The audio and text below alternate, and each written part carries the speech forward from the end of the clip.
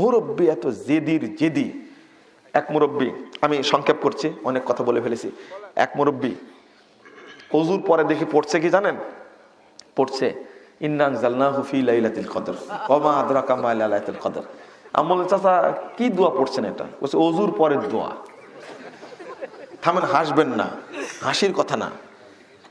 তখন বলছে যে আপনি জানেন না, কেউ যদি সূরা কদর একবার পড়ে ওযুর পরে, তাহলে ওই ব্যক্তি কিয়ামতের দিন সিদ্দিকদের সাথে থাকবে, 2 বার পড়লে শহীদদের সাথে থাকবে, 3 বার পড়লে নবীদের সাথে থাকবে। আমি বললাম যে চাচা হাদিসটা যে জাল। তখন মুরব্বী এমন জোরে ধমক মারছে, বলছে যে আপনাকে জাল হাদিস খুঁজে কে বের করতে বলেছে? আমি বললাম যে আমি তো বের করিনি, মুহাদ্দিসগণ বহু থেকে জাল বলে আসছেন। তখন বলছে যে জাল হোক, হাদিস তো। এখন কি বুঝবেন? বলছে জাল হোক, হাদিস তো।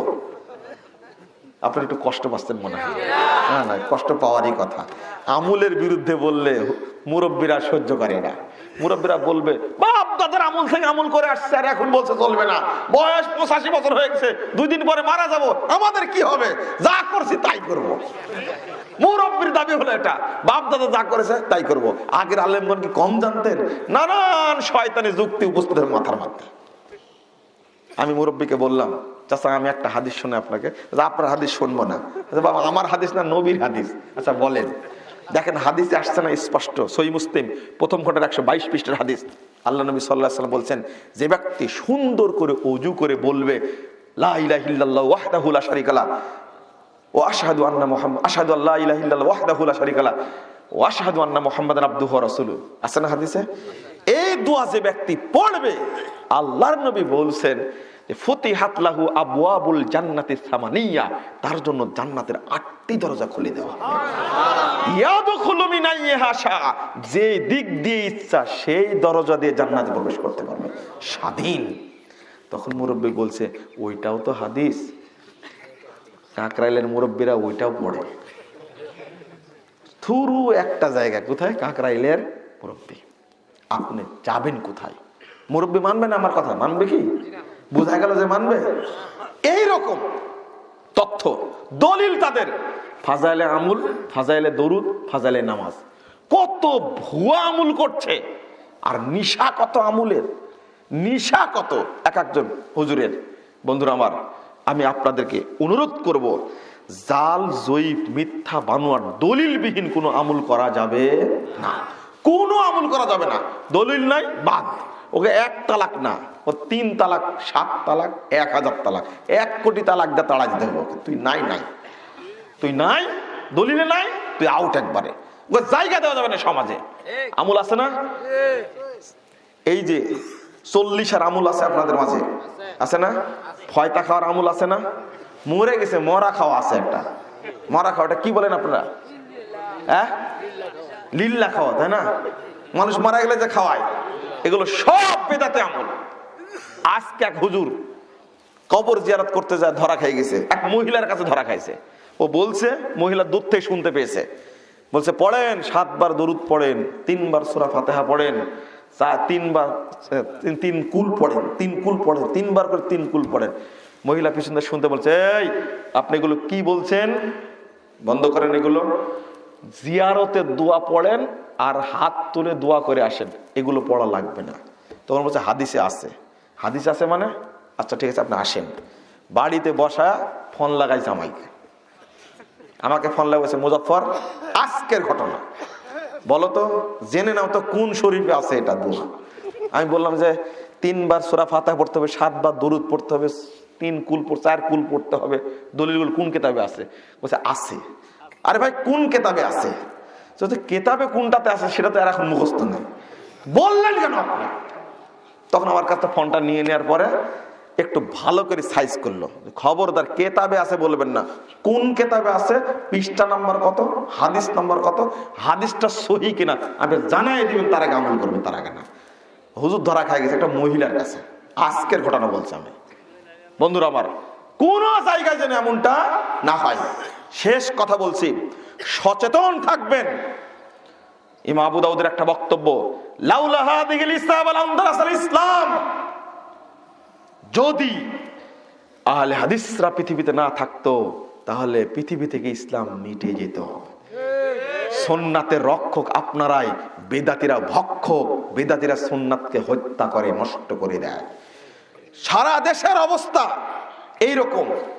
আপনাদেরকে দাওয়াতি কাজ নিজে আমল করবেন আর দাওয়াতি কাজ করবেন, এটা হলো আমার চাওয়া, আপনাদের কাছে দাবি। নিজে সর্বক্ষেত্রে আমল করবেন আর কি করবেন? দাওয়াতি কাজ করবেন ইনশাআল্লাহ। মনে থাকবে কোন বেদাতের সাথে আপোষ নাই, কোন বেদাতের সাথে আপোষ নাই। ঐক্যবদ্ধ থেকে দ্বীনের কাজ করে যেতে হবে। এইটা হলো আমার মৌলিক আবেদন আপনাদের প্রতি। কথা মনে থাকবে? সারা দেশে দাওয়াতি কার্যক্রম চালাতে হবে যেন মানুষ হকটা পায়, হকটা বুঝতে পারে। না হলে যদি সচেতন না হন আপনারা, তাহলে দুইটা এজেন্ডা বাস্তবায়ন করেছে, একটা এজেন্ডা বাস্তবায়ন করতে গিয়ে সফল হয়নি। সেটা হলো এক সময় আহলে হাদিসদেরকে জঙ্গি বানিয়ে মাদ্রাসা মসজিদ বন্ধ করা একটা পায়তারা করেছিল, বেদাতীরা করেনি। ওই ষড়যন্ত্র সফল হয়নি। পরে আরেকটা করে ফেলেছে। যদি আমাদের মধ্যে ঐক্য থাকতো তাহলে এই সর্বনষ্ট হতো না। পিস টিভির মতো একটা চ্যানেল বন্ধ করে দিল। পিস টিভিতে আলোচনা করতো কারা? যারা আহলে হাদিস আলেম, তারাই তো করতো, তাই না? বেদাতীরা আল খেল্লা পড়ে গিয়ে তারা বন্ধ করলো। ওরা স্টার জালসা বন্ধের আবেদন করলো না, জি টিভি বন্ধের আবেদন করলো না, ওরা আবেদন করলো পিস টিভি বন্ধ করতে হবে। পিস টিভির মাধ্যমে লক্ষ লক্ষ মানুষ সারা পৃথিবীতে ইসলাম গ্রহণ করেছে আলহামদুলিল্লাহ।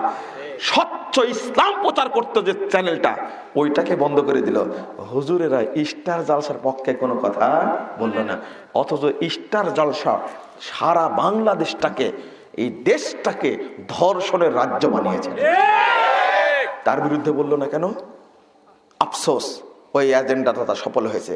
এখন নতুন করে এজেন্ডায় নিয়ে এসে আমাদেরকে বিতর্কিত করার চেষ্টা করছে, তবে পারবে না ইনশাআল্লাহ। আল্লাহর পক্ষ থেকে যখন সাহায্য নেমে আসবে তখন কোনো শক্তি টিকে থাকতে পারবে না। লেগো না, পিছনে লাগার দরকার নাই। আল্লাহ আমাদের কাছে কোনো অস্ত্র নাই, অর্থ নাই, জনবল নাই, তবে একটা জিনিস আছে, সেটা হলো আল্লাহর শক্তি আছে একটা। আমাদের কোনো ক্ষেপণাস্ত্র নাই, ক্ষেপণাস্ত্র একটা আছে, কুনুতে নাজেলা। শুধু সালাতে পড়বো 5 ওয়াক্ত সালাতে শেষ রাকাতে রুকু থেকে ওঠার পরে, এই কুনুতে নাজেলাটাই হলো আসমানি ক্ষেপণাস্ত্র। এটা কোনোদিন লক্ষ্যভ্রষ্ট হবে না। যেন না পড়ে সাবধান থেকো, আহলে হাদিসদের পিছনে লাগার চেষ্টা করো না। আল্লাহ তোমাদেরকে হেদায়েত করুক, আল্লাহুম্মা আমিন। বন্ধুরা আমার, অনেক কথা বলেছি। আল্লাহ রাব্বুল আলামিন আমাদের আপনাদের সকলকে কবুল করুন, এই দোয়া করছি। প্রশ্ন আছে?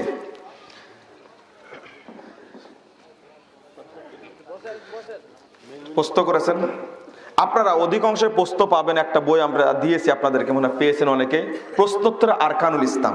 এই বইটা আলহামদুলিল্লাহ পেয়েছেন, আপনারা এখান থেকে পড়ে নেবেন। 1330টা প্রশ্ন আছে। পাশাপাশি বইগুলো যে আছে এখানে, ভ্রান্তির বাড়া দিলে একামতের দিন, তারপরে সিরাতে মুস্তাকিম, জাল হাদিসের কবর রাসূল সাল্লাল্লাহু আলাইহি ওয়াসাল্লাম সালাত, এই বইগুলো আপনারা সংগ্রহ করবেন, উত্তরের মধ্যে পেয়ে যাবেন ইনশাআল্লাহ।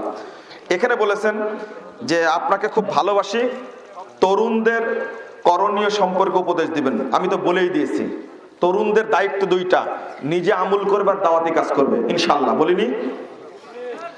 কোন ব্যক্তি সালাতরত অবস্থায় থাকলে তার কতটুকু সামনে দিয়ে হাঁটা চলা করা যাবে? জি, মসজিদে কোনো সূত্রা দেওয়া চলবে না। আপনি 3 হাত দূর থেকে যাবেন, আপনাকে বাধা দিতে পারবে তার বাহির দিয়ে যাবেন। কথা বোঝা গেছে? এটাই হলো সঠিক সুন্নাহ। দূর দিয়ে যাবেন, কোনো সমস্যা নাই। আর খোলা মাঠে হলে আপনি সূত্রা দিয়ে সালাত আদায় করা শুরু করবেন। খোলা মাঠে হলে, মসজিদে কোনো সূত্র নাই। হাতে আংটি দেওয়া যাবে কি? যাবে। চাঁদির আংটি দেওয়া যেতে পারে, কোনো সমস্যা নাই। মৃত ব্যক্তির কবরের উপরে খেজুরের ডাল দেওয়া যাবে কি? বেদাত, এটা চলবে না। 4 কুল পড়ে 4 কোনায় খেজুরের ডাল পোতা, এটা যাবে না। সাথে বলে দিই আপনাদেরকে, মৃত ব্যক্তিকে শোয়ানোর সময় আপনারা অবশ্যই ডান কাতে শোয়াবেন কবরে। কোন কাতে? চিত করে শোয়াবেন না। কথা মনে থাকবে? এই আলোচনা আমরা আগেই করেছি। চিত করে শোয়াবেন না, শোয়াবেন কি করে? ডান কাতে। মনে থাকবে? জাযাকুমুল্লাহ খায়রান। জানাজার সালাতে সূরা ফাতিহা পড়তে হবে কি?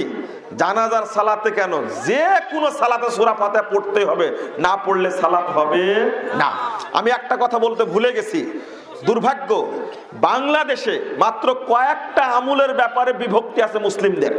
যদি মুসলিমরা ঐক্যবদ্ধ থাকতো তাহলে আজকে আমাদের উপরে সাঁড়াশি অভিযান চালাতে পারতো না।